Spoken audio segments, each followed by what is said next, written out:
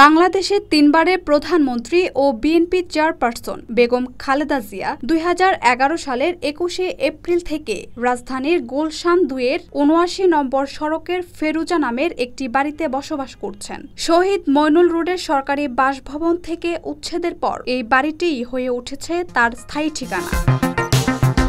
২০১০ সালের ১৩ নভেম্বর খালেদা জিয়া হারান তার স্বামী শহীদ রাষ্ট্রপতি জিয়াউর রহমানের স্মৃতি বিজড়িত মইনুল রোডের ৬ নম্বর বাড়িটি। সেদিন গৃহহারা হয়ে তিনি গুলশান কার্যালয়ে গিয়ে আবেগ আপ্লুত হয়ে কেঁদে ফেলেন। আজকে দেশে কোথায় সরকার, কার কাছে আমি বিচার চাইব? দীর্ঘদিনের সংসারের সব মালামাল রেখে আমাকে এক কাপড়ে বাড়ি থেকে বেরিয়ে আসতে হলো। ওনারা ধাক্কা দিয়ে আমাকে গাড়িতে উঠিয়েছেন। পরবর্তীতে কিছুদিনের জন্য আশ্রয় নেন তার ছোট ভাই শামীম ইস্কান্দারের বাসায়। নতুন বাসার সন্ধানের দায়িত্ব দেওয়া হয় ছোট ভাই ও উপদেষ্টা মেজর অবসরপ্রাপ্ত সাইদ ইস্কান্দারকে। উপদেষ্টা মোসাদ্দেক আলী ফালু এবং তৎকালীন মেয়র সাদেক হোসেন খোকাকে।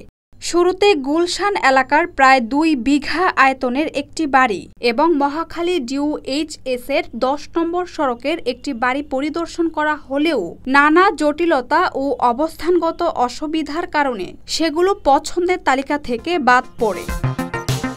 পরবর্তীতে গুলশান ২-এর ৭৯ নম্বর সড়কের ১ নম্বর প্লটের ফিরুজা নামক বাড়িটি খালেদা জিয়ার নজরে আসে। এই বাড়িটির মূল মালিক ছিলেন বিএনপি নেতা ও সাবেক প্রতিমন্ত্রী মেজর অবসরপ্রাপ্ত কামরুল ইসলাম। তার মায়ের মৃত্যুর পর বাড়িটি খালি পড়েছিল। পরবর্তীতে মালিকানা স্থানান্তর হয় কামরুল ইসলামের ছেলে তানভীর ইসলামের নামে।